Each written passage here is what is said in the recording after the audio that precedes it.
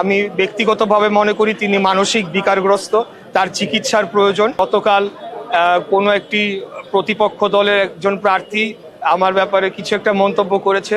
তো আপনি যার কথা বলছেন, আমি ব্যক্তিগতভাবে মনে করি তিনি মানসিক বিকারগ্রস্ত, তার চিকিৎসার প্রয়োজন এবং এই চিকিৎসার মাধ্যমে যাতে একটা সৌহার্দ্যপূর্ণ পরিবেশে কিভাবে রাজনীতি করতে হয় এবং ভাষাগত দিক থেকে কিভাবে প্রতিপক্ষর উদ্দেশ্যে কথা বলতে হয়, এই বিষয়গুলো তাকে শেখানো দরকার।